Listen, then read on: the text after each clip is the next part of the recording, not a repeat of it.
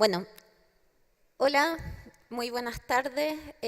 Me presento, yo soy Sofía Lobo, soy la secretaria ejecutiva de Economía Creativa, que en el fondo, en conjunto con la Cámara de Comercio de Santiago, hemos desarrollado este primer mercado de economía creativa, el CHEC, Chile Economía Creativa. Les doy la bienvenida, estamos realmente felices de que estén acá. Esta es una oportunidad gigante de empezar a posicionar temas de carácter del rol que tiene la creatividad, la cultura, en la innovación y en el desarrollo humano de nuestro país. Contarles un poco la historia. Este mercado es parte de un convenio de colaboración que firmamos en conjunto con la Cámara de Comercio de Santiago y es parte del proceso de implementación del Plan Nacional de Fomento a la Economía Creativa, que tiene un horizonte 2017-2022.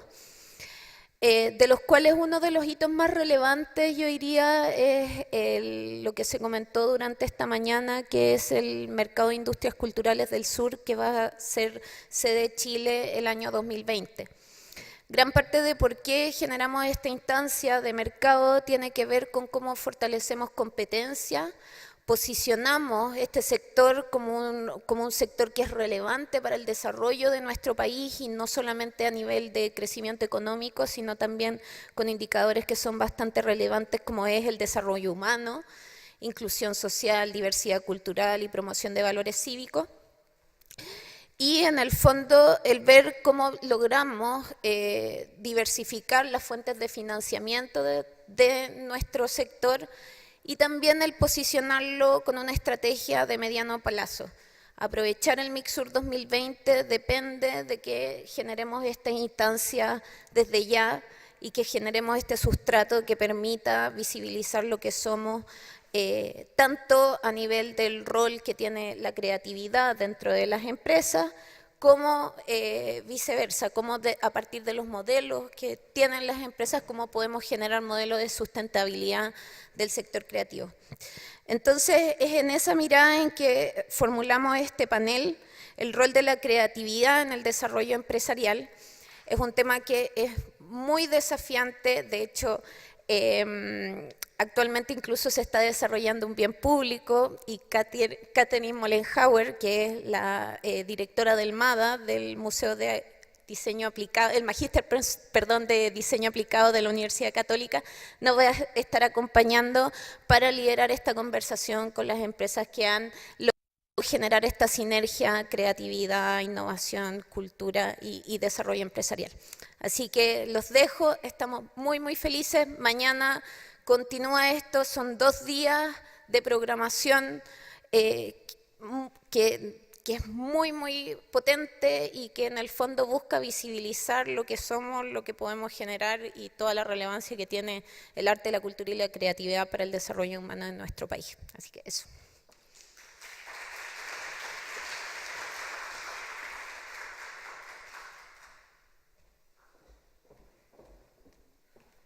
Bueno, buenas tardes, bienvenidos a todas y todos, y muy en especial a el acto de humildad, muy en especial a nuestros invitados que provienen desde sectores tradicionales y creativos que han llevado adelante iniciativas conjuntas, creando nuevas propuestas de valor desde la creatividad. Muy bienvenidos. Estos líderes creativos nos vienen a contar de su experiencia de trabajo conjunto y nos invitan a repensar cómo incorporar nuevas formas de trabajo que crean valor en los procesos y en los resultados de las empresas hasta ahora llamadas tradicionales. Agradecemos que estén aquí para compartir sus experiencias y transparentar sus prácticas, porque de este modo todos juntos podemos caminar hacia un gran mercado para Chile y su economía creativa.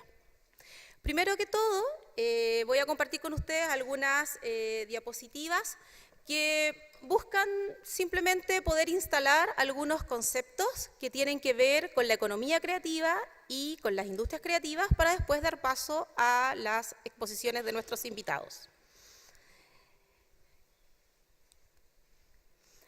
En el año 2008, David Thorsby generó este modelo donde organizó de alguna manera todos aquellos sectores que provenían de la cultura e intentó generar categorías que iban desde lo más esencial, desde las artes creativas más centrales, como la literatura, la música, pasando por distintos anillos, ¿verdad?, concéntricos, hacia otras industrias culturales centrales, después industrias culturales más amplias y finalmente sectores productivos que sin duda no solo generaban audiencias, sino que también generaban mercados.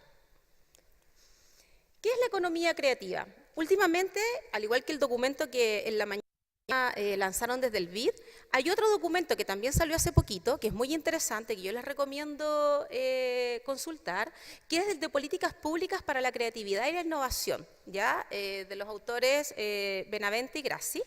Y ellos definen en este documento que la economía creativa es un grupo de actividades a través de las cuales las ideas se transforman en bienes y servicios culturales y creativos, cuyo valor está y podría estar protegido por derechos de propiedad intelectual. No hay una sola definición, pero ellos hacen el ejercicio, revisan las definiciones de varios organismos internacionales y llegan a este consenso, y creo que es una definición que se ajusta bastante bien. ¿Qué sectores componen la industria creativa? Bueno, en la misma publicación, en un esquema que presentan basado a su vez en Buitrago, que es otro autor desde el BID que ha estado modelando este sector, ellos hacen las siguientes distinciones. Tienen las actividades tradicionales y artísticas, la industria creativa, que se distingue en industria cultural y creaciones funcionales, y también la economía creativa como una actividad de apoyo a otros sectores tradicionales. Entonces hoy día las presentaciones que vamos a ver van a transitar por todo este mapa. Ustedes ya se van a dar cuenta. ¿Qué caracteriza la economía creativa? Hay tres cosas interesantes.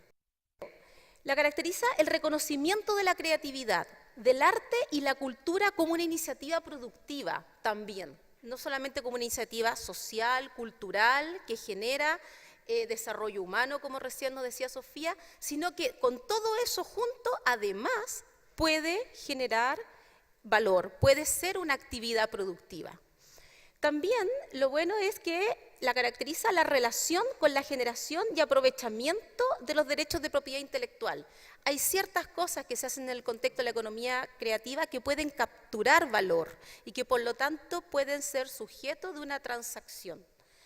Y tercero, que el papel directo de estas actividades en la cadena de valor transforma ideas en productos. Podríamos extender que también en servicios y, ¿por qué no?, en experiencias.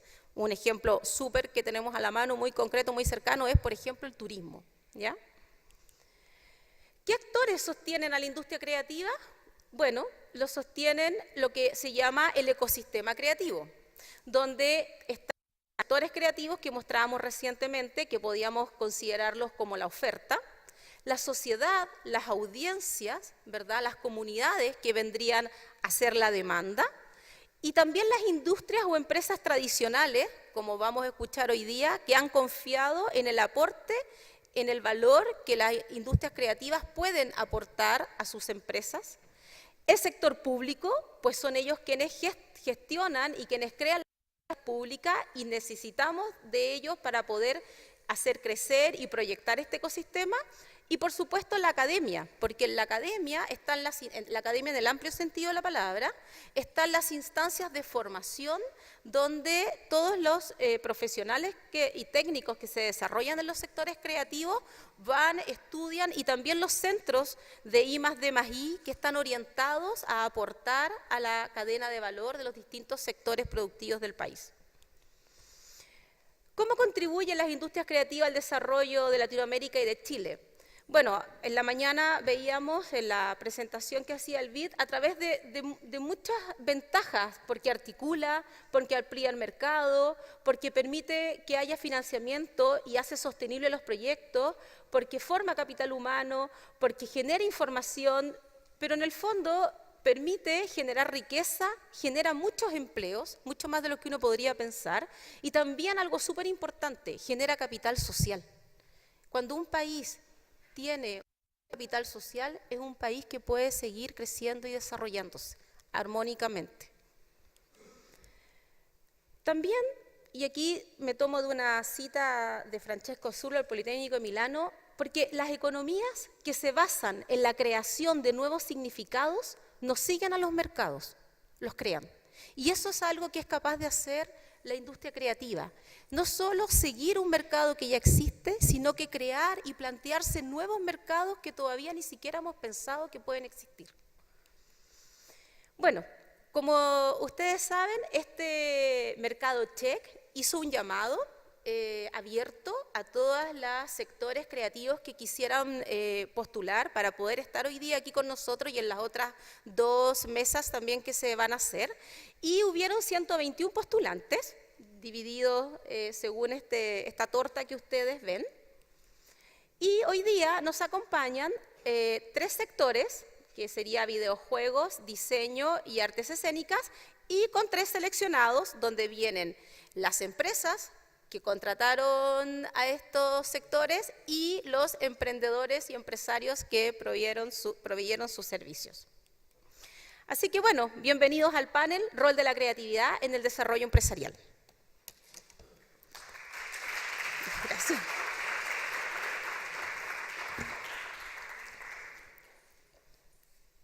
Sin más, quiero dar la bienvenida desde el sector diseño a Gabriel Grés, de Inmobiliaria Pilares, y a Álvaro García, de la Caja Roja. Bienvenidos.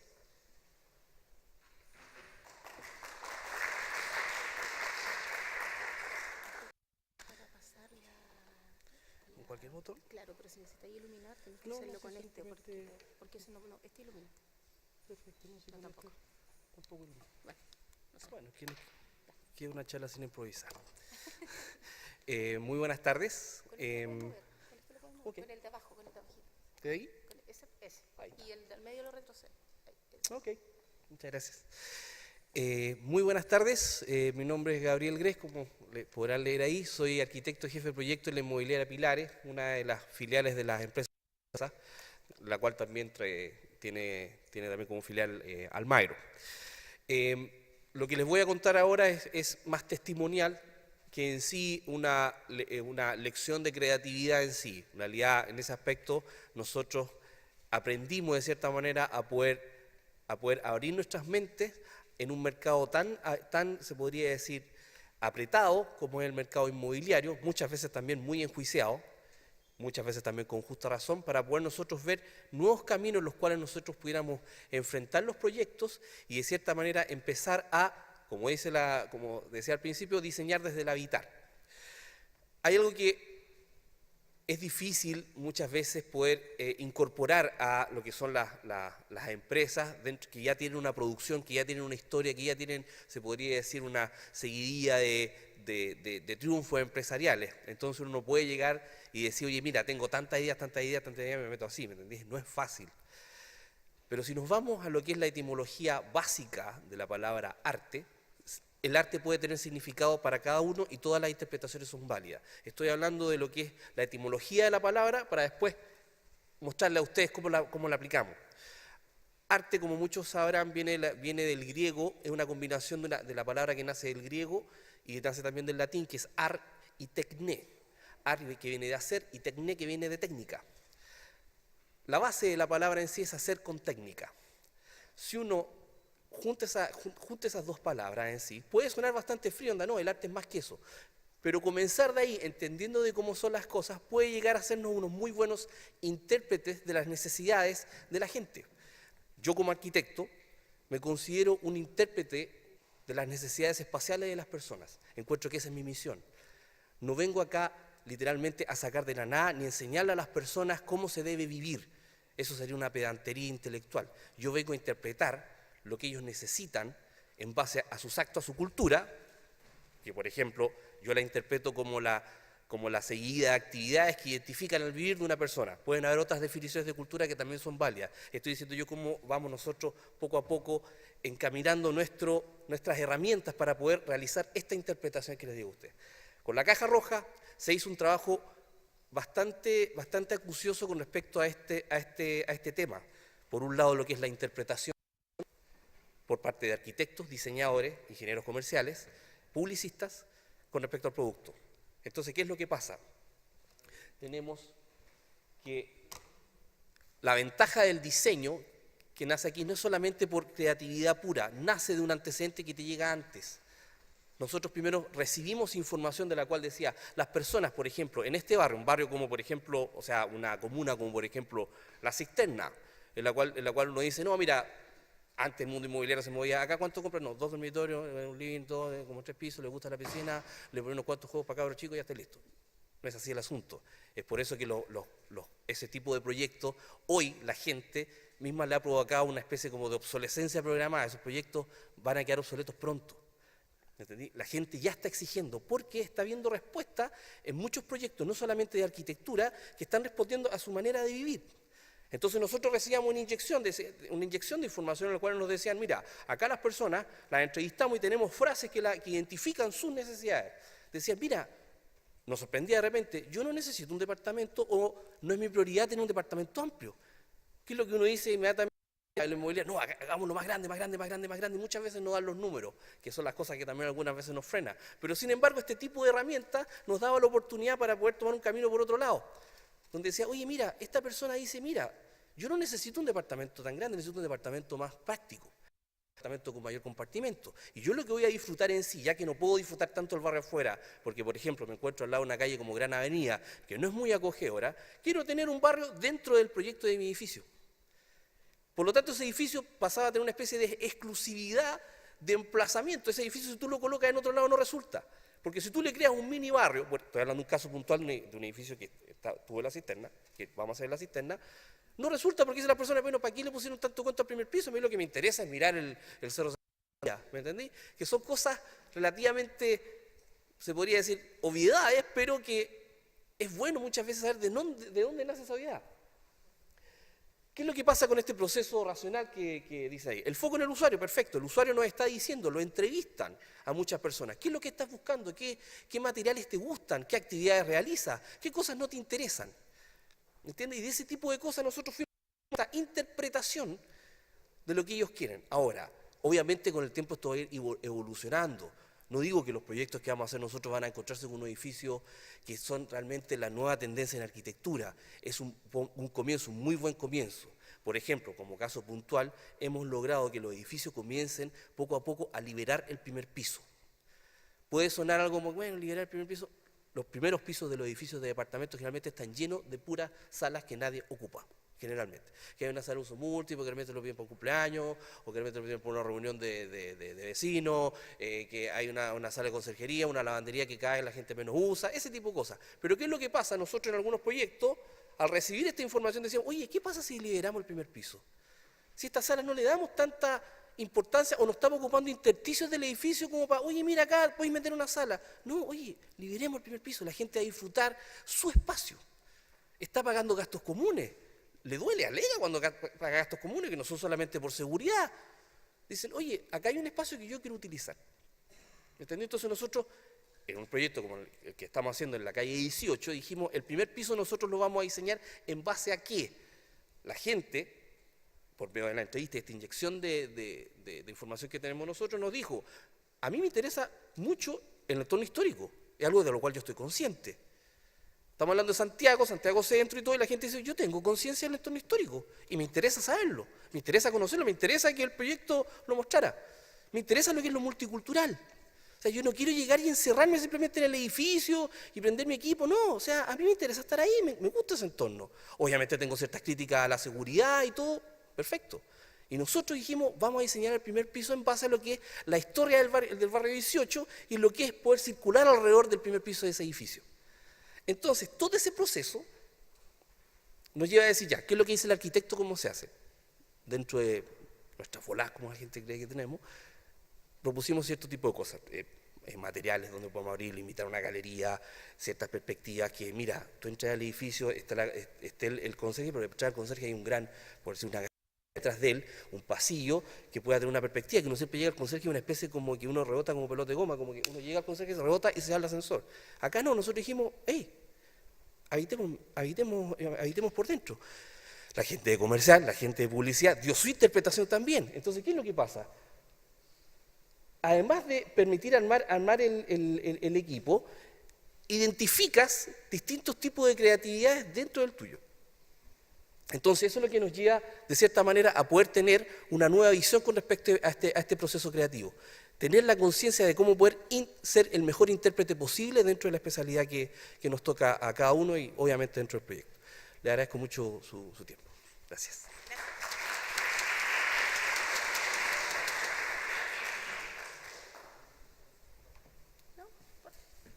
¿Con este? Sí, con el de abajo para avanzar y el del medio para retroceder. Ya, muchas gracias.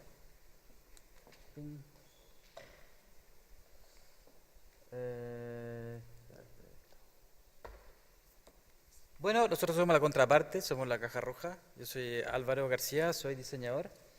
Y yo tengo una presentación un poco más, siguiendo, más estructurada, no tengo la elocuencia de mi querido amigo. Nos hacían ciertas preguntas que quisimos responder en función de que la entregara utilidad desde este lado de un proveedor de servicios creativos o generador de este nuevo escenario, o qué aporte le entregamos, qué valor generábamos en las industrias más tradicionales, donde ya estaba la arquitectura, donde habían ciertas áreas ya presentes. ¿Ya? Entonces, ¿a qué nos dedicamos nosotros? Hacemos diseño estratégico. Ya, suena lo latero y más abstracto, pero de alguna manera, ¿qué es lo que es? Es hacerse cargo no del objeto en sí, es decir, de cómo creamos los objetos.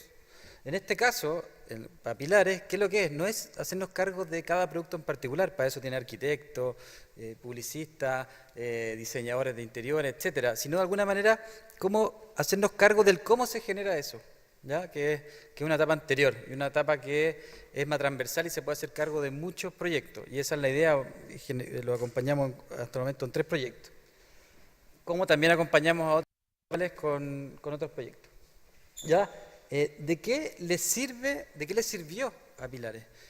De alguna manera todas las empresas hacen todo de una u otra manera, eso es un hecho, o sea, no es que uno llegue con magia, ok, traigo creatividad, traigo diseño, eso no existe, de alguna manera creemos que es darle forma, darle foco, es poner los acentos donde tienen que estar, juntar a la gente idónea en momentos idóneos, es un poco de coordinación y más el aporte que puede dar uno, pero uno es uno en equipos grandotes, ¿ya? Entonces, ¿de qué le sirve? Es darle foco y poner al usuario en el medio. Somos nosotros. Acá hay algo importante que también se replica en nosotros, en ellos, que es la multidisciplinaridad, es decir, juntar a gente de distintas áreas y distintas profesiones. Como que la creatividad no pertenece a un grupo en particular. La creatividad la tenemos todos de chicos, todos éramos secos para el arte, para la plasticina y de alguna manera otros se dedican más a algo, pero las soluciones complejas necesitan de la creatividad de todos y las capacidades. Otra gran pregunta era cómo fue iniciar el trabajo con Pilares. Esto apunta a qué le podemos entregar nosotros a ustedes también y que es cómo uno entra en la empresa, ¿ya? De todas maneras hay un calce casi mágico de que alguien necesite algo con algo que tú le ofreces, ¿ya? Es difícil crear la necesidad, uno puede presentarla, pero tiene que estar una voluntad corporativa de querer ese algo. ¿Ya? Y ahí como la prospección, hay que buscar hasta encontrar a alguien que necesita lo que tú ofreces. Veían valor en no conocer el negocio, es decir, ya la gente como el experto en algo está súper viciado, demasiados conocimientos, demasiada respuesta automática y el valor del no saber, pero saber cómo enfrentar los problemas de manera creativa es un gran valor. Y la empresa Socoesa quiso meter toda esta manera de pensar aprovechando los capitales que ya tienen, es decir, nosotros somos de alguna manera asesores, participamos, pero nos vamos a ir.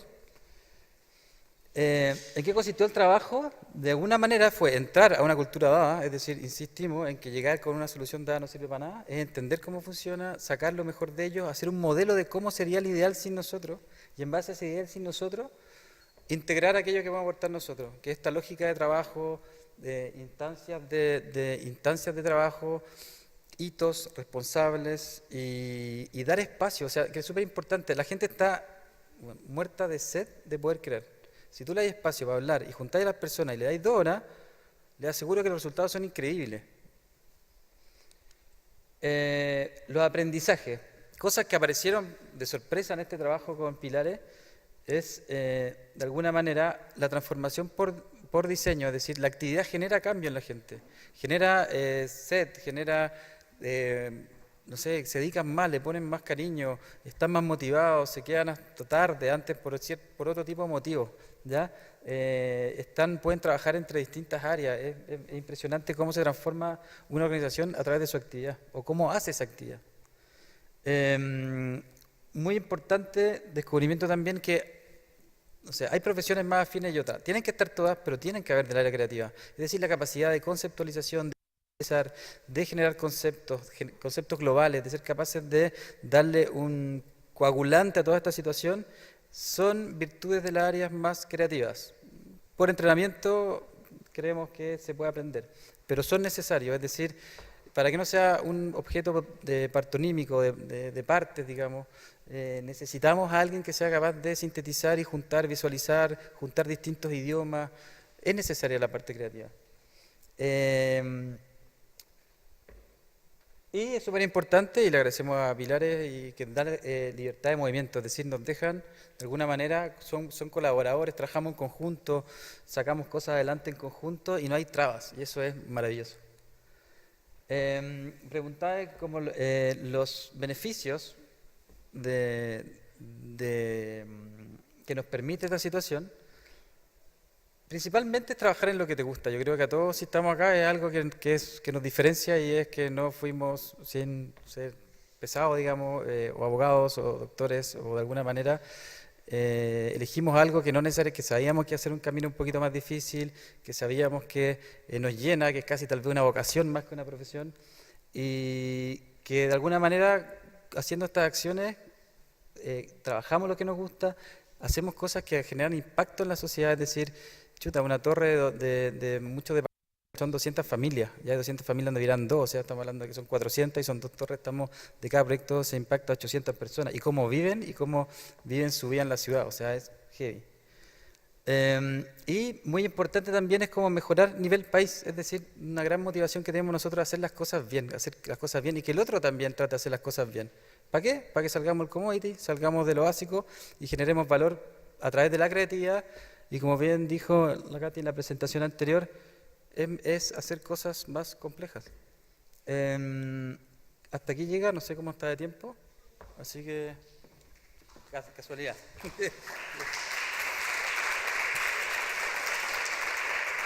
Muchas gracias a Gabriel y a Álvaro de Inmobiliaria Pilares y de la Caja Roja respectivamente.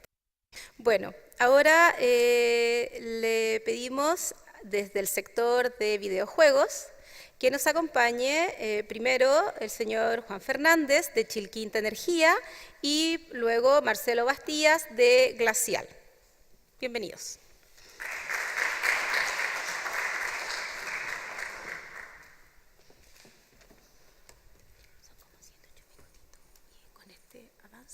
¿Ya? Con este avanza y este retrocede. Okay. El de adelante no sé. Perfecto. Muchas gracias por la invitación. Muy buenas tardes. Mi nombre es Juan Fernández. Pertenezco a una empresa de transmisión y distribución eléctrica de la quinta región. Se llama Chilquinta Energía. Soy coordinador del Centro de Competencias Técnicas Aplicadas. Mi especialidad es la física. La pregunta es qué relación tenemos nosotros con los videojuegos. Primero voy a mostrar un poquito de qué se trata la empresa. Es una empresa que tiene 1.900 trabajadores, entre trabajadores empresas internos y empresas colaboradoras o contratistas.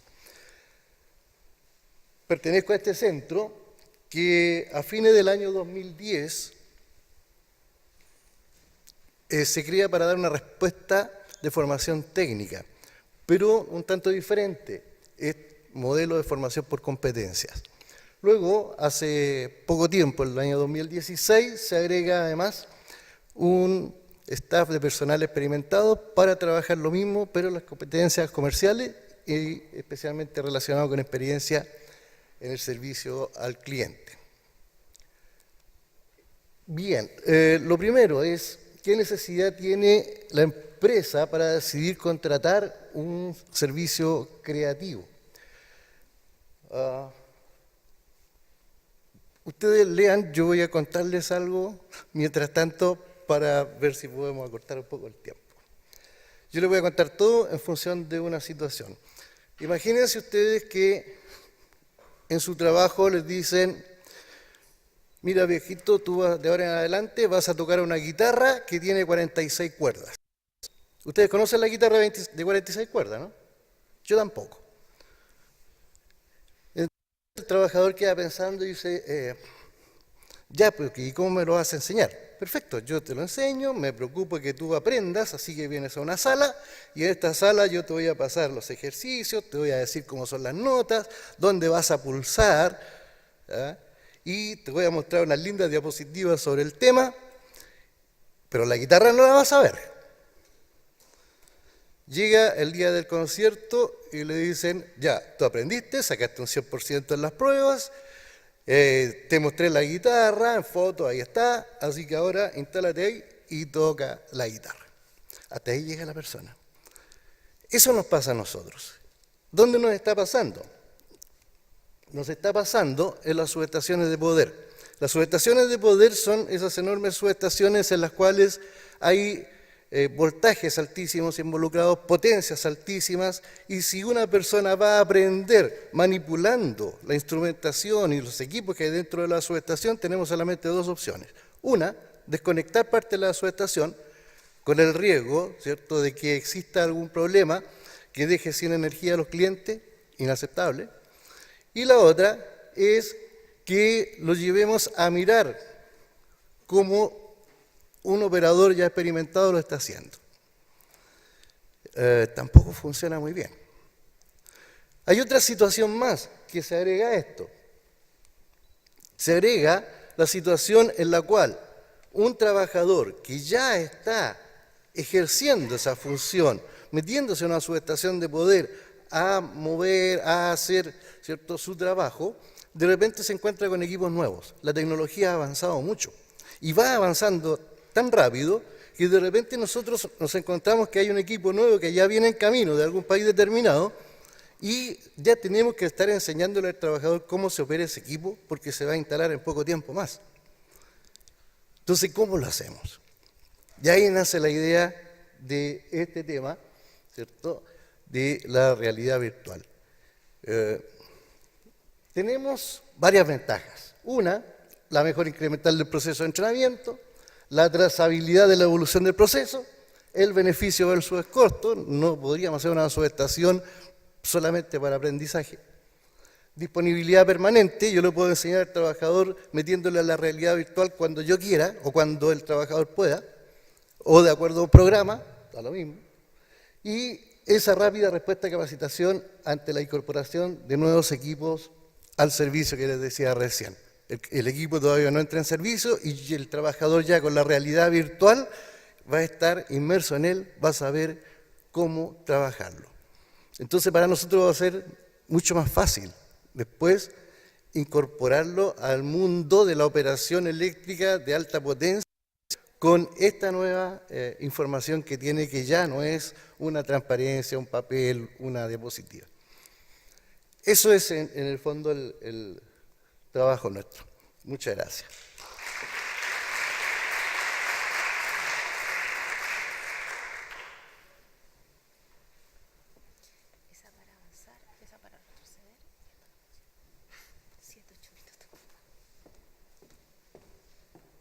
Buenas tardes, soy Marcelo Bastías, cofundador de Glacial, un emprendimiento viñamarino que nació con la idea de hacer videojuegos. En el camino se nos presentó la oportunidad de trabajar en este juego serio que es el simulador. Este es el equipo principal. Yo personalmente tengo formación de ingeniero civil y una carrera más tradicional, pero nunca se nos cerraron las puertas dentro de la carrera para poder ser creativos. Hicimos software original, incluso mi primer juego lo hice en un ramo de la carrera. Los que tienen formación más creativa son Cristóbal, que es otro cofundador, diseñador industrial.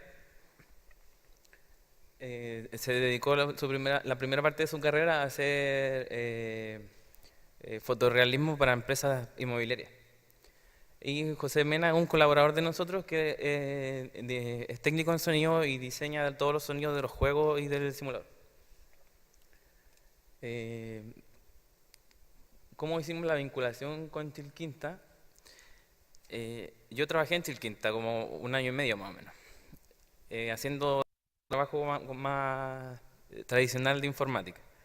Entonces en un momento dije, me voy a emprender en videojuegos. Mi jefa en ese momento me dijo que si éramos capaces de hacer un simulador, porque estaban buscando, tenían esta idea que presentó Juan de hacer los simuladores. Dijimos que sí, no sabíamos bien en qué nos estábamos metiendo. Y nos pidieron un primer demo, tanto para ver ellos si éramos capaces y nosotros también. Bueno, esa es la guitarra de 46 cuerdas. Es un equipo crítico para Chilquinta, nosotros lo recreamos tal cual en digital. Quedaron conformes y ahí nació la relación que tenemos de trabajo. Nuestro método de trabajo es muy similar a un software convencional. Vemos la necesidad del cliente, qué es lo que necesitan realizar, cómo funciona, nos interiorizamos del proceso, diseñamos una solución, la desarrollamos, hacemos testing y finalmente la entregamos. La gran diferencia es que en el desarrollo hay elementos de arte, ya tanto visual como auditiva, que hay que ir agregándolo y trabajando en base a ello. Yo soy el que en el motor de videojuegos agrega la funcionalidad, el movimiento, la interactividad de todo el arte que me entrega Cristóbal. ¿Qué beneficios trajo? Bueno, somos un emprendimiento, así que el primero que nosotros vemos, por supuesto, es el beneficio económico. Ganamos la experiencia de trabajar con una empresa que es grande, que tiene una burocracia interna, que tiene plazos que uno a veces no espera. Entonces ya sabemos a lo que vamos en caso de ir con otro cliente a ofrecer nuestro servicio. Aprendimos un montón de una industria que de otra forma no hubiésemos aprendido. Nosotros no teníamos idea de nada al principio. Tenemos que saber suficiente como para enseñarle a alguien para poder hacer el simulador. Entonces hay un proceso de aprendizaje que es bien importante. Y lo que más destacamos que es la validación a nuestro trabajo que nos da Chilquinta. Entonces ahora tenemos un pie muy bueno para poder acercarnos a otra empresa y estamos conversando con más empresas para poder ofrecer el servicio similar. Por último, destacar que hay otras empresas que hacen simuladores, no somos los únicos que en esta parte de la economía creativa están participando. Nosotros conocemos en persona a Joy Simulators, que está en Valparaíso, y acá en Santiago, que nosotros sepamos, está Austral 3D, Smart Training y CETIC. Todos tienen su propio enfoque, algunos más la realidad virtual, la realidad aumentada, más ingenieril. Nosotros probablemente somos los más desordenados.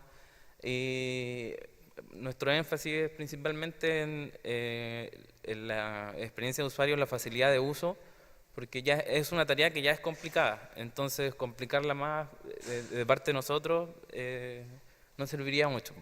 Y énfasis en la gamificación, en agregar elementos de videojuegos al simulador para mejorar la motivación de los alumnos.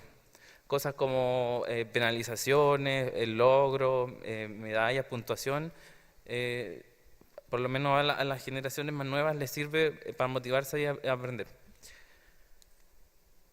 Teníamos un video preparado para que vieran el producto, no sé si está por ahí. Ese mismo. Bueno, ahí está, hay una subestación, un poco de fantasía. El usuario hace ingreso, elige una de las operaciones que quiere entrenar. Luego se le da indicaciones de qué es lo que tiene que hacer. Debe buscar la máquina en el momento que ya está en la máquina.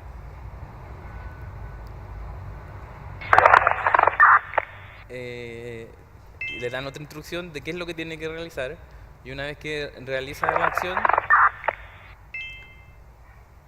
informa y termina la misión, puede estar como un juego. Gracias.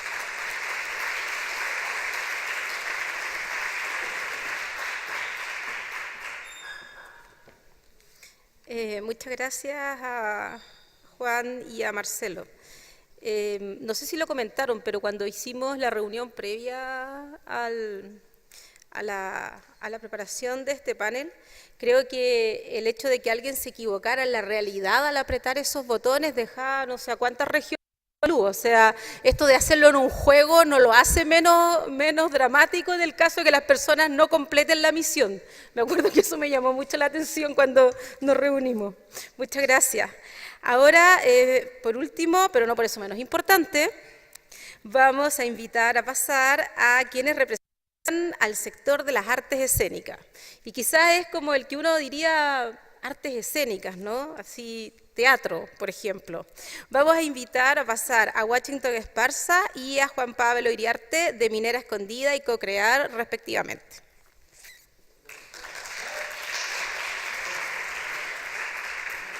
Buenas tardes, me llamo Washington Esparza, vengo de Antofagasta, nací en Temuco, sí.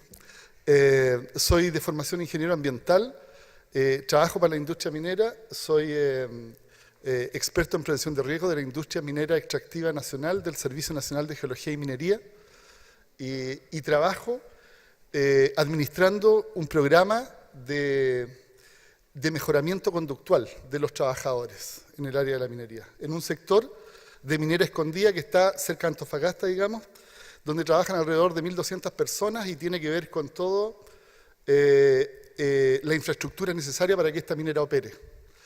500 kilómetros de carretera aproximadamente, líneas de alta tensión, me imagino que estarán al tanto de ello, todo tipo de cosas, una carretera, ductos de agua, y un entorno gigantesco, un puerto, digamos, donde se exporta el mineral, mineroductos, es decir, en una amplia zona geográfica y una gran cantidad de trabajadores, y tenemos como primera misión, digamos, preocuparnos de nuestro principal activo, como lo planteaban delante, que es la seguridad de nuestros trabajadores. Dice ahí, el título de este encuentro no es la relación que existe básicamente entre las artes y la industria. Yo en un par de láminas le voy a explicar más o menos cómo funciona esto, pero previo a eso quisiera, primero que nada, destacar y agradecer, yo estoy súper contento acá con la invitación de ustedes, particularmente por todo lo que tenga que ver con reivindicar el arte, digamos, en el sentido de que es el área humana que va corriendo los cercos, digamos, y que va iluminando un poco hacia dónde podemos avanzar. Y en lo particular estoy súper contento porque la información que le voy a entregar es bastante clara respecto a los efectos que el arte tiene en el trabajo que a mí me acata. Hace un tiempo, cuando habían operaciones de carácter industrial o cuando partió esto, grandes conglomerados de personas haciendo un mismo trabajo, se consideraba dentro de los insumos un porcentaje de víctimas por accidente dentro de esa construcción. Y eso es así, digamos. Cuando se construía un edificio, cuando se construía un puente, cuando se construía una represa, hablo de comienzo del siglo XX, digamos, hasta medio del siglo XX, se consideraba, digamos, una cantidad de fallecidos por una cantidad de hombres trabajando diariamente. Tanto es así que en Minera Escondida hasta hace poco tenemos el triste promedio de un fallecido al año. Trabajan entre 15 y 25.000 personas, dependiendo del siglo, y eso ocurría, digamos, hasta hace unos años. Una persona fallecía al año como promedio. Ese es un tremendo problema, y termina siendo un problema económico finalmente. Si todos estamos acá por un tema de plata, ¿cierto? Y termina siendo un problema económico, algo tan sensible como la salud y la vida de las personas. La industria, ¿cómo le rebota esto? Aparte de la parte emocional, con un tema económico de costo, ¿cierto? Financiero. En ese contexto... Sí, el del medio para retroceder y el de abajo para avanzar. En ese contexto, soy el administrador de este programa en la gerencia de Non-Process Infrastructure de Escondida, y ante la pregunta de por qué la industria minera utiliza la herramienta teatro, está ese gráfico, que no es el gráfico que representa nuestras estadísticas, afortunadamente, pero que tiende a ser aplicable para todos los procesos. Los accidentes se pueden dividir sus causas en dos grandes grupos. Uno, los factores humanos, y los otros, los factores físicos o las condiciones en las que se está. Acá se hace los factores humanos el 85,7% como causa y el restante, digamos, el 14,3% los otros. Esto, para tener una perspectiva más doméstica, digamos, lo podemos asociar, por ejemplo, a los accidentes de tránsito, ¿cierto? Si uno se pone a pensar, digamos, en la cantidad de accidentes que hay, esa es la proporción aproximada, ¿cierto? De 17 de cada 20 casos tiene que ver con la conducta de las personas. Los vehículos en este momento tienen dispositivos súper modernos, eficientes y efectivos. Frenan, aceleran, controlan, indican, protegen, cinturón de seguridad. Sin embargo, sigue falleciendo gente y siguen habiendo accidentes. Lo mismo nos ocurre en la minería y en todos los procesos industriales. Billiton es quien opera escondida junto a otras minas en el resto del mundo y tienen, tengo el orgullo de decir que los más altos estándares de inversión en la prevención de los riesgos. Es decir, por ejemplo, los vehículos en los que transitamos allá tienen que tener la categoría de 5 estrellas, digamos, por ejemplo. Es decir, que sus cubículos, por ejemplo, incorporan barras antivuelco que no necesita temas extras. Todos los usuarios deben tener apoyanucas, cinturones de seguridad. Los vehículos no deben superar los 3 años. Se le hacen evaluaciones cada 3.000 kilómetros. Existe monitoreos permanentes de desplazamientos. Uno entra a una ruta de 130 kilómetros que separa, digamos, Antofagasta de Escondida y te controlan en qué tiempo y tú puedes llegar solamente 1 hora 40 minutos después allá. Es decir, tú no ganas nada corriendo como loco porque tienes que esperar antes de entrar que se te cumpla el tiempo. Todos los controles hechos y diseñados.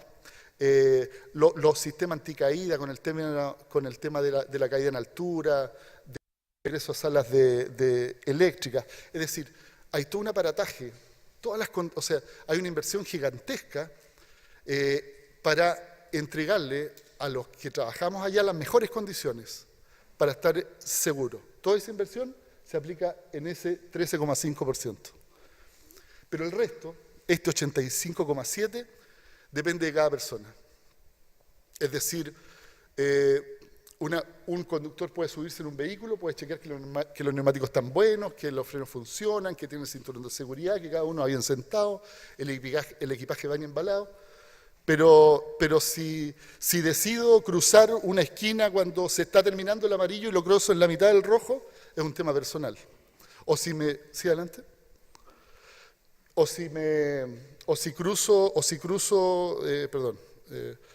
Es un tema personal. O si veo antes de conducir es un tema personal.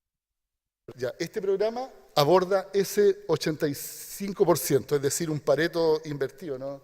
Es el que se vive actualmente y el que queremos resolver ahora. Diseñamos este programa para los trabajadores que busca la mejora integral del trabajador. Ven ustedes acá 2 ciclos, primer ciclo y segundo ciclo. Entra 1, 2, 3 trabajadores, un porcentaje, el 10% de cada grupo de trabajadores, y entra este ciclo donde parte un taller de formación, después el desarrollo de habilidades sociales, trabajo en equipo, talleres de prevención de riesgo, paintball como uno de los principales, y bueno, todo esto dura 6 meses, pasa por este ciclo y luego viene otro grupo de trabajadores con el ciclo siguiente. Eso no es muy importante para ustedes, pero era necesario para contextualizar y plantearles que hemos desarrollado esta malla curricular para estos ciclos de trabajo.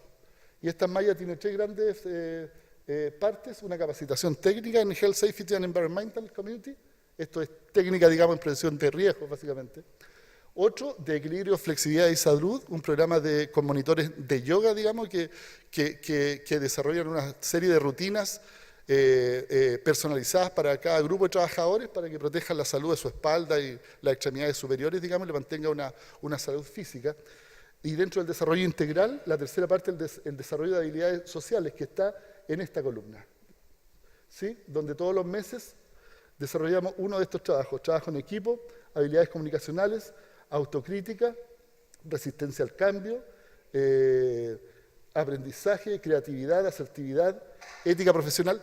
Todas estas habilidades diferenciadoras, le llaman habilidades blandas, habilidades sociales, requieren de herramientas distintas para ser desarrolladas.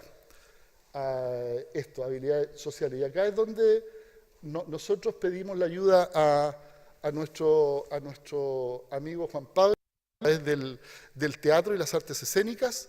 Permite el entrenamiento de nuestros trabajadores en esto a través de ciclos programáticos. Cada 6 meses aborda un grupo nuevo y distinto y va desarrollando estas capacidades pues, que permiten mejoras en trabajo de equipo, en la resolución de conflictos, y básicamente el concepto final es que un trabajador, un mejor trabajador desarrollado integralmente en estas 3 áreas va a permitir que tenga un comportamiento mejor. Estamos bastante contentos con eso. Nosotros llevamos trabajando con Juan Pablo desde hace 3 años. Esta es una de las partes que hacemos, por ejemplo, dentro del ciclo. Está todo evaluado y se mide, digamos, cómo entran los trabajadores y cómo salen después de este ciclo de capacitaciones. Y estos son los resultados tipo que vemos en las distintas gerencias cuando lo aplicamos. Este es un resumen real, digamos, en la curva gris indica el porcentaje de conductas riesgosas medidas. Las azules, digamos, son conductas seguras, las rojas son conductas riesgosas. Mes a mes, ¿cierto? Y este es el volumen de observaciones que existe. Desde partiendo en un comienzo, por ejemplo, donde el primer mes de 200 observaciones seguras habían 17 riesgosas, terminamos, por ejemplo, acá con 760-24. Esto se traduce en mejoras en las estadísticas, en menor accidentabilidad. Básicamente logramos pasar desde 2 accidentes por millón de horas hombre trabajadas, que es bajísimo a nivel mundial, pero para Billiton es significativo y era mejorable. Pasamos a mantenernos en 0 accidentes durante 2 años. Eso es para nosotros importantísimo, para todas las personas, me imagino. O sea, 1.300 personas trabajando durante 2 años sin accidentes. No se lo debemos únicamente a la gestión de Juan Pablo, sin duda, pero sin duda también él colaboró mucho y su compañía de teatro nos ayudó mucho en el desarrollo de todo este programa que tuvo finalmente estos resultados. Eso es, muchas gracias.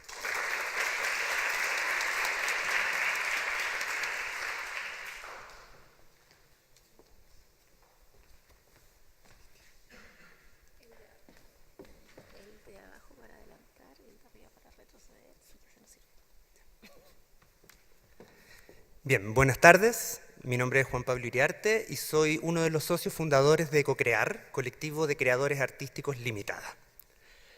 Yo les voy a contar un poco cómo nace esta idea de llevar el teatro aplicado al mundo organizacional. Para eso es importante primero presentarnos.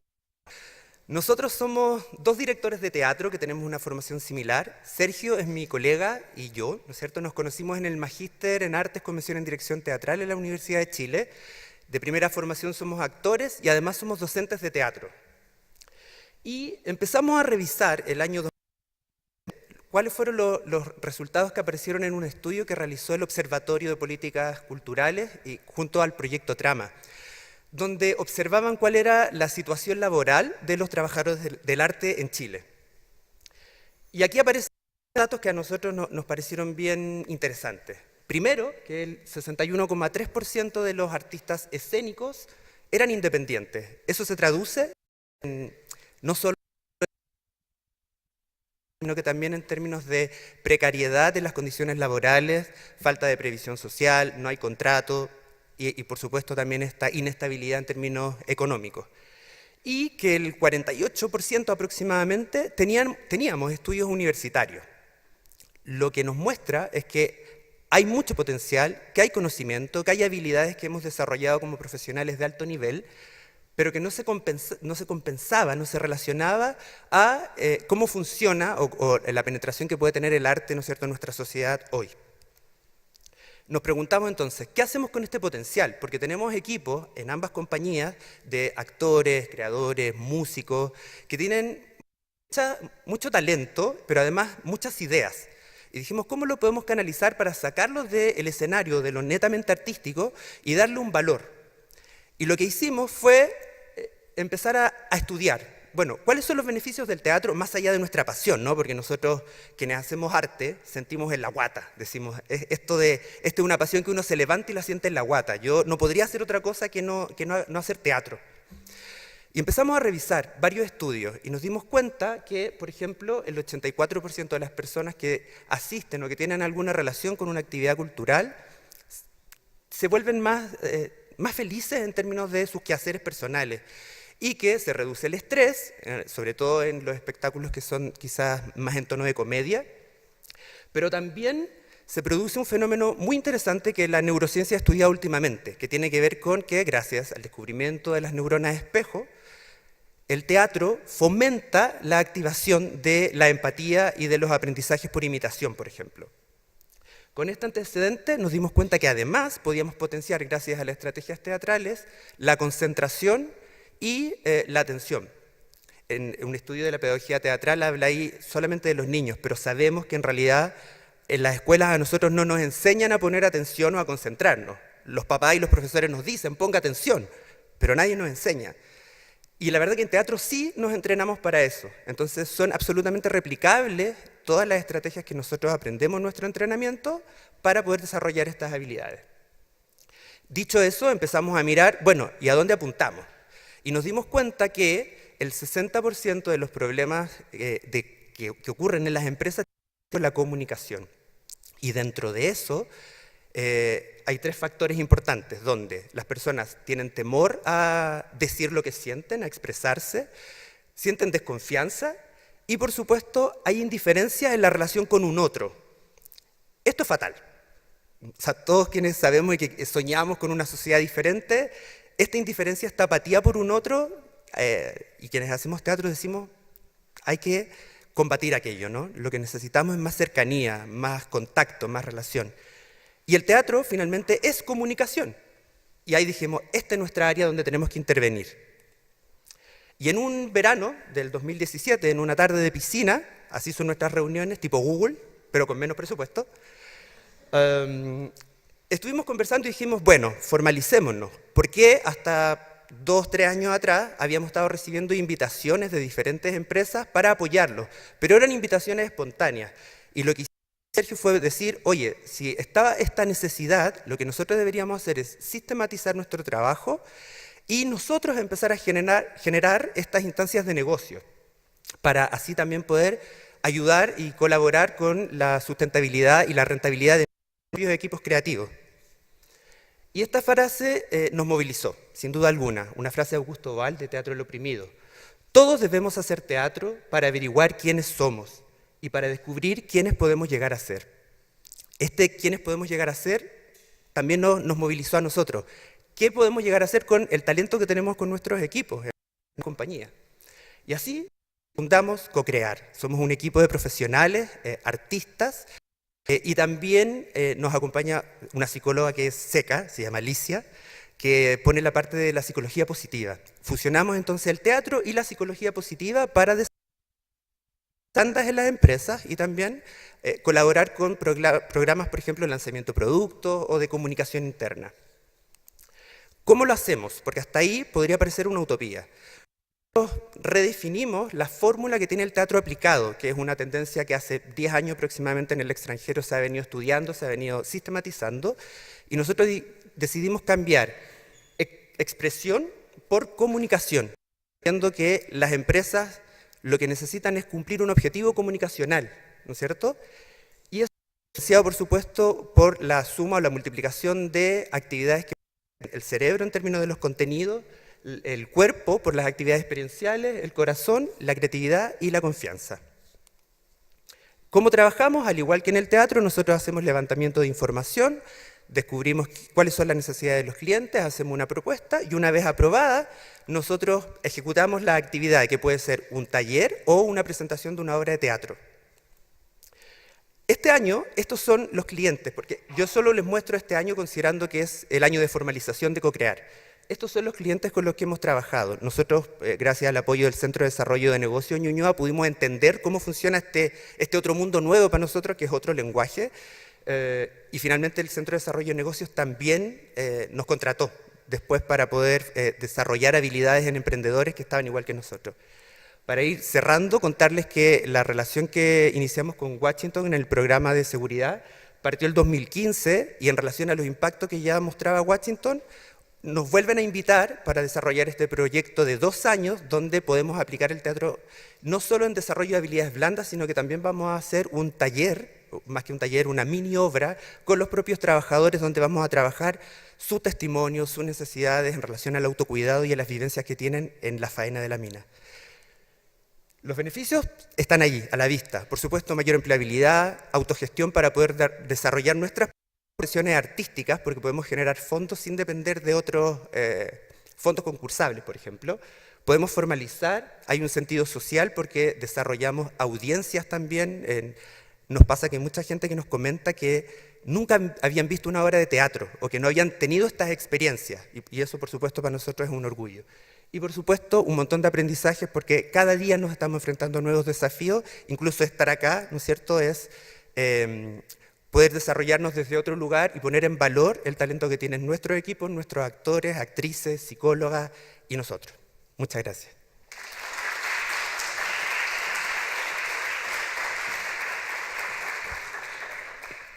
Bueno, muchas gracias a nuestros invitados, muchas gracias a Washington y a Juan Pablo por su testimonio.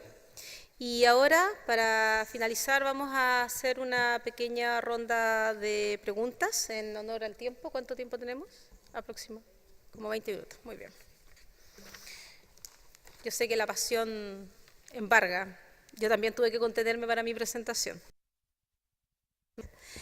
Me gustaría preguntar primero una pregunta a cada uno de los panelistas, la misma. Les pediría que la respuesta fuera en lo posible breve para que todos puedan expresar su opinión. Y a continuación voy a hacer una pregunta para el sector de la demanda de estos servicios creativos y otra para quienes los ofrecen. ¿Cuál dirían que fue la mayor barrera o obstáculo que debieron enfrentar cada uno desde su posición para lograr el éxito en esta vinculación? Tal como lo expresé al principio, es que el proceso creativo muchas veces en instituciones que ya están absolutamente consolidadas y que trabajan también con resultantes de números, muchas veces te exige tener una mayor cantidad de argumentos que normalmente requieres. Y el proceso que tuvimos nosotros, eso es lo que nos ayudó a nosotros, tener la suficiente cantidad de argumentos relacionados con el logro que había tenido la empresa, descubriendo nuevos factores en ello, poder hacer, se podría decir, respetar el proceso creativo dentro de eso. Esa es la mayor dificultad que siempre tuvimos, cómo nosotros atacamos un número, que es lo más cierto de la vida. El número 2 es el número 2, no hay otra interpretación. Por lo tanto, la barrera del número, la barrera de las resultantes positivas que habían tenido antes, necesita un argumento muy fuerte. Afortunadamente, estos procesos nos ayudaron a nosotros a poder tener ese argumento para, ¿cómo se llama?, poder combatir, se podría decir eso, para poder combatir el dicho que dice, del cual yo no estoy necesariamente de acuerdo, si no está roto no lo arregles. Entonces, luchar contra ello es más o menos difícil. Gracias. Bueno, y la principal barrera debe haber sido cuando son equipos grandes, donde hay mucha gente, hay mucha gerencia, decidores, etcétera, algunos que no están tan convencidos, hay que convencerlos en el camino. Eso es un poquito trabas que podríamos haber identificado en esta articulación. Yo creo que no siempre todo fluye, en general no fluyó, o sea, estamos muy gratos como pasó, pero tal vez a veces siempre hay alguna persona que tiene distintas jerarquías o objetivos distintos. Yo creo que eso es. Gracias. En nuestro caso, lo más complicado fue en términos financieros, administrativos. Cuando uno plantea un proyecto dentro de una organización, debe establecerlo con la lógica del caso negocio, donde uno describe de qué manera se está desarrollando un proceso y de qué manera se desarrollaría de manera alternativa y se compara ahí costos finalmente. Cuando pretendemos nosotros desarrollar habilidades blandas en los trabajadores, no tenemos puntos de comparación y no tenemos estándares con los cuales comparar. Es decir, estamos siendo vanguardia en este momento con lo que estamos haciendo y eso tiene hartas ventajas, entretenido, permite experimentar. Tenemos el camino bastante libre y abierto, pero tiene esa complicación. No tenemos el respaldo de éxitos probados desde antes. Entonces tenemos que, este mismo ejercicio que yo hacía de explicar por qué utilizamos el teatro como herramienta dentro de la industria minera, esto yo he tenido que hacerlo un montón de veces, explicárselo a personas y plantearle a personas que están encargadas de manejar las platas, plantearle que estoy seguro que esto mejora y existen papers al respecto y hay harta investigación sociológica al respecto, pero no hay evidencia. Eso fue un poco complejo. Afortunadamente ya los resultados se están dando y cada vez cuesta menos. Muchas gracias. Bien, además de lo que comenta Washington, a nosotros como empresa creativa desde el teatro, lo que más nos ha costado, primero tiene que ver con entender que necesitamos empezar a, en términos de indicadores, el impacto que puede tener las locuras que hacemos. ¿Por qué vendamos los ojos a la gente? ¿Por qué los hacemos actuar? ¿Por qué hablar de un personaje? Eso es un lenguaje absolutamente distinto para ellos. Y hemos tenido que aprender a volver en concreto esto que podría parecer algo tan abstracto. Y además, otra barrera también tiene que ver con un poco el prejuicio también, ¿no? Que existe en esto de el artista que empieza a dialogar con los sectores productivos, de alguna manera está transando o vendiéndose al sistema, como se dice vulgarmente. Pero la verdad que nosotros más bien lo que hemos tratado de poner en valor, como les decía antes, el talento que tenemos, la creatividad, y que sabemos que podemos ser un aporte también para el cambio social, como siempre pensando en aquello. Bueno, en el caso nuestro, este tema de la simulación de realidad virtual asociado a la tecnología y específicamente a estos tipos de trabajos que son bien especiales, los tenemos en un montón de partes. Tenemos en la aviación, tenemos el simulador de un jet, de un avión comercial o de otras cosas. Y en principio nosotros dijimos, oye, ya que vamos a hacer esto, empecemos a buscar. ¿Y qué hicimos? Buscamos en el extranjero. Buscamos en España, Francia. Y por supuesto que nos ofrecían, pero tuvimos varios problemas. Primer problema, la distancia. Segundo problema, que nos ofrecían un staff de ingenieros que iban a venir a trabajar con nosotros para hacer la modelación y todo lo demás. Y los valores subían y subían y subían. Entonces ahí nace la idea de, oye, pero aquí con los chiquillos de Glacial, ¿por qué no lo podemos hacer? Y ahí empezó la primera barrera, pero ellos no son especialistas en el tema técnico, pero no es necesario que lo sean. Nosotros los acompañamos en este camino. Y esa barrera empezó a ser ya, no una barrera, sino que empezó a ser algo muy positivo tanto para ellos como para nosotros. Ellos empezaron a aprender, nos metimos a las subestaciones, nos metimos en los equipos, les sacábamos fotos, conversábamos con ellos y hicimos el guión juntos. Modelaban y nosotros, salió un poco más largo, porque en el modelamiento le decíamos, oye, no, esto no es así, esta palanquita va un poquito, y así, un montón de detalles. Yo creo que esa que en principio se la presenta como barrera, en la actualidad ya es otra cosa. Ya no es una barrera, sino que es un gran beneficio, porque tenemos varias ventajas. Además que estos chiquillos salieron súper responsables, que es una cuestión importante en innovación. O sea, si nosotros citamos a una reunión, si tenemos que hacer algo, oye, hagámoslo, si decimos a las 9, a las 9. Si tenemos que cumplir este plazo, este es el plazo que hay que cumplir, no otro. Entonces, en ese aspecto estamos funcionando como relojito ambos.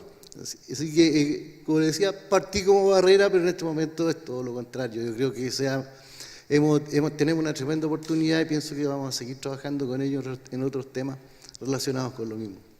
Muchas gracias.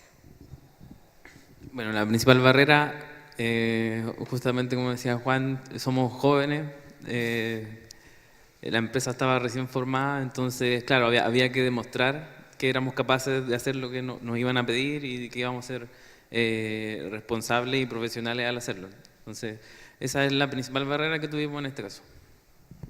Bien, ahora, una pregunta para Juan, para Washington y para Gabriel.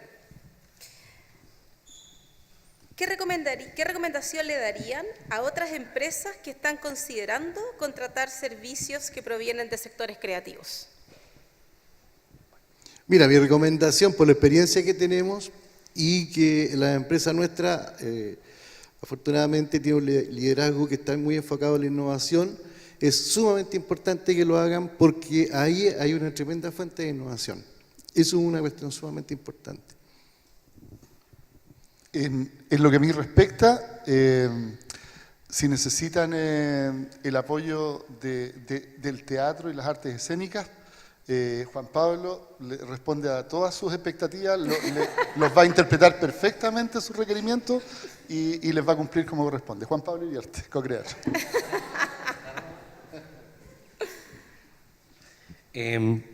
Bueno, por mi parte, obviamente recomiendo todo este tipo de procesos donde existe esta estimulación del proceso creativo. En alguna entrevista alguna vez leí una frase bastante interesante que un dueño de una empresa decía: nosotros no contratamos gente inteligente para decirles qué hacer, contratamos gente inteligente para que nos digan qué hay que hacer. Por lo tanto, los procesos creativos son lo que despiertan a esas personas. Tú lo contrataste, confiaste en él, estás pagando un sueldo, confiaste en la profesión. Por lo tanto, si lo traes a tu empresa y lo único que haces es decirle haz esto, haz esto, haz esto, haz esto, es un absoluto despropósito. Sin ni siquiera estar hablando de lo que es el sueldo ni nada. Estoy hablando simplemente de procesos de personas que participan en tu empresa. Si tú le das la oportunidad a esa persona que tenga las herramientas y los argumentos necesarios para poder hacer que tu empresa crezca, crecen los dos. Él también se identifica con tu proceso. Se siente perteneciente a la empresa. Sentirse perteneciente a una empresa no necesariamente significa el asunto de fiestas de fines de año o regalos de Navidad o alguna polera o algún souvenir que le regalan de la empresa o el llaverito o algo. Eso también se agradece, es un gesto y todo lo que es eso. Pero que la empresa confíe en ti, en los procesos creativos, que se incorpore, que te deje que tú te incorpores a su historia de logros, hace sentir que tú te perteneces a ella. Por lo tanto, esa persona se va a entregar más a ti. Va a dejar de ser simplemente una persona que está cumpliendo un horario y que está esperando las 6:30 de la tarde, las 7, el horario que tenga, para poder salir. ¿Entiendes? Va a tener esa flexibilidad de manejo de herramientas dentro de la empresa y va a tener la flexibilidad creativa que va a permitir que la empresa pueda seguir evolucionando sola, sin estar agarrando cosas del aire, sino personas que están dentro y empiezan a tomar todos los elementos posibles para poder hacerla crecer. Muchas gracias. Pásenle el micrófono a sus partners, por favor. Ahora la pregunta es para Marcelo, Juan Pablo y Álvaro. ¿Qué recomendación darían ustedes a otros emprendedores que les gustaría ofrecer sus servicios creativos a las empresas de los llamados sectores tradicionales? Que se atrevan, que se crean el cuento, que no vayan a dejar de hacerlo porque piensen que no van a poder o que los van a mirar en menos. Hay que atreverse, hay que tirarse a la piscina para poder hacerlo. Primero, que crean en su equipo, que es importante esto de creer que puedo confiar en el otro. La confianza es clave en teatro. También que hay que ser muy flexible, porque la realidad de la empresa o el objetivo de la empresa no tiene que ver con fines estéticos o artísticos, sino que tiene que cumplir algo más en términos de formación y rendir, como decía antes, a indicadores. Y por eso hay que adaptarse a la realidad de cada uno de los clientes. Y por lo tanto hay que hacer un nuevo personaje cada vez. Y también que piensen en que en esta área hay una posibilidad de mayor sustentabilidad en términos económicos y de desarrollo de otras habilidades que los artistas tenemos. Yo creo que principalmente tomar siempre al otro como un usuario, o sea, la industria tradicional o no tradicional son usuarios y hay que hablar en el otro idioma, pensar en lo que espera el otro, ver qué le es relevante al otro.